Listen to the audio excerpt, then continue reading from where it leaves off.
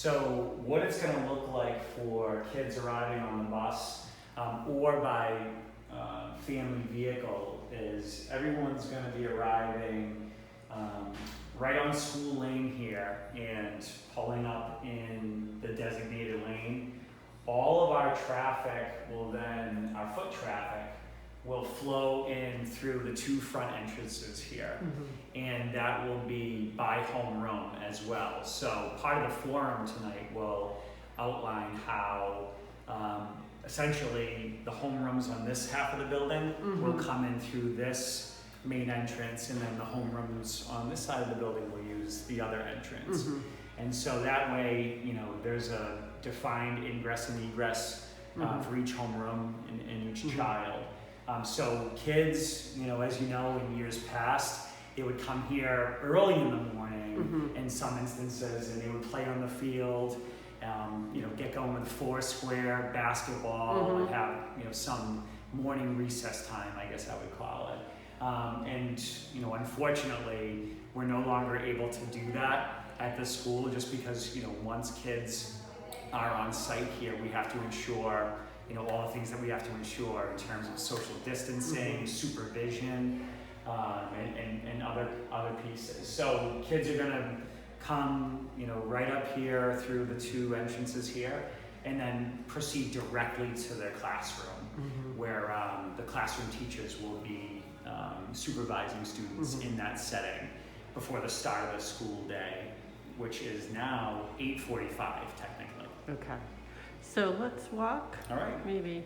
Here we go. I'll do the honors here. So we always keep to the right here at Eldredge. So you can see one of our custodians in the district, Bob Black, had come through, and he did all of this work here. He did a fantastic job in putting up the signage and making sure that the paths are clearly outlined here for students as they're coming into the building. And I'm constantly reminding myself that, you know, for the third graders, they have not stepped foot inside of Eldredge, for some of them ever.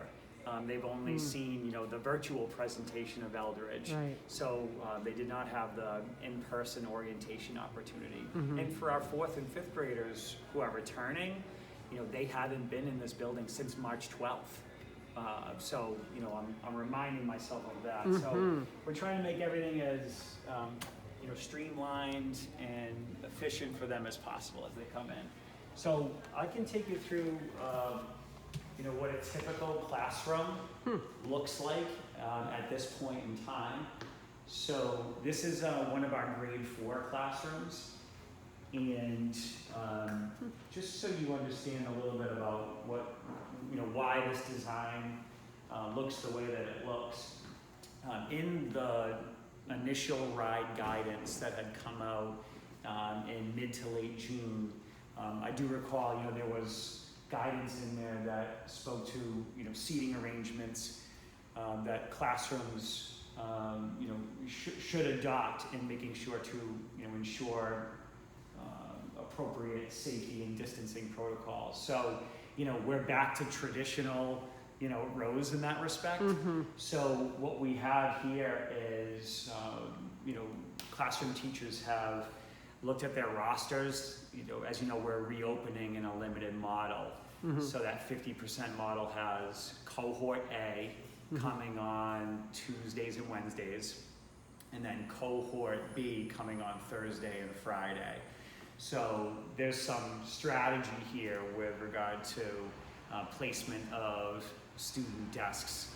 So there is a seating chart. Kids have assigned seats, and that is done strategically to ensure as much distancing as possible. So, you know, for example, this might be your cohort A group, and it might even be, you know, zigzagged, spaced out that way to maximize you know, that space as much as possible, and really to get to, as was noted in the school committee meeting, you know, that gold standard of the 6 feet, you know, is we've heard a lot of conversation around that. So, you know, that is in many respects the target to, you know, to get to maximizing that social distancing.